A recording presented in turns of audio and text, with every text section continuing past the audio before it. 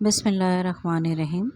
پیارے ملک پاکستان کی عوام کا ایک گروہ عجیب بے حسی کی چادر اوڑھ چکا ہے۔ تربیت کا فقدان، تعلیم کی کمی یا مذہب سے دوری، نہ جانے وجہ کیا ہے کہ اخلاق پستیوں میں گرتا ہی جا رہا ہے۔ حضرت محمد صلی اللہ علیہ وآلہ وسلم نے فرمایا، ناپ تول میں کمی اور ملاوٹ کرنے والا ہم میں سے نہیں۔ پھر بھی ہمارا دودھ بغیر بھینس کے ہوتا ہے۔ ہم گدھے کا گوشت اور مری مرغیوں کا گوشت کھاتے ہیں۔ ہماری دالوں، چاول، چینی اور آٹے میں ملاوٹ ہے۔ نمک، سرخ مرچ، ہلدی کی صورت میں ہم زہر اپنی ہنڈیا میں ڈالتے ہیں۔ ہماری سبزیاں سیوریج کے اس گندے پانی میں اگتی ہیں جس میں ہر سال پولیو وائرس کی نشاندہی ہوتی ہے۔ ہمارے پھلوں کی ریڑیاں گندے نالوں کے قریب ہوتی ہیں۔ ہمارے ہر محلے میں گندے کلینکس میں بیٹھنے والے ڈاکٹر ایک بیماری کا علاج کرتے ہیں اور 4 سے 5 بیماریوں کے جراثیم کے ساتھ مریض کو رخصت کرتے ہیں۔ ہماری بیکریوں میں رکھے انڈے مرغیوں کی آلائشوں سے گندے ہوتے ہیں۔ لوکل ڈبل روٹی میں سے بدبو آتی ہے۔ ڈبے کے دودھ بھی جعلی ملتے ہیں۔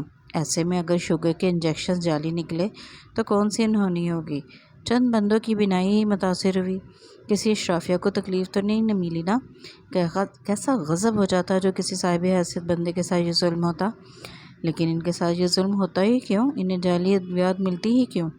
بھلا کوئی بتائے، عوام کی آنکھوں کی ضرورت ہی کیا ہے؟ جلسوں میں نعرے تو منہ سے ہی لگنے ہیں نا۔ ملک کی سپریم عدالت پچھلے کیسز کھول کر سزاؤں کا تعین کرنے میں مصروف ہے۔ سیاستدان الیکشنز کب ہوں گے اس پریشانی میں مبتلا ہیں۔ نگران حکومت صرف الیکشنز کے نگران ہے۔ ڈاکٹر تو ہیں ہی بے حس کسائی۔ صحافی پیشن گوئیاں کرنے میں مصروف ہیں۔ بیوروکریسی اگلی حکومت کے آنے کا انتظار کر رہی ہے تاکہ اسی حساب سے اگلا لائحہ عمل تیار کرے۔ سیاسی پارٹیوں کے کارکنان پلاننگ کر رہے ہیں کہ خوشامد کے کس لیول تک جانا ہے اور اپنے لیڈر کی واپسی کو عالمی ایونٹ کیسے بنانا ہے۔ کوئی اپنے لیڈر کی معافی کی ڈیل میں مصروف ہے۔ ایسے میں کون ہے جو عوام کے اندھا ہونے کی فکر کرے؟ عوام تو اندھی ہی اچھی لگتی ہے، دل و دماغ سے تو ہم اندھے تھے ہی، اب آنکھوں سے بھی ہو جائیں گے، کیا فرق پڑتا ہے؟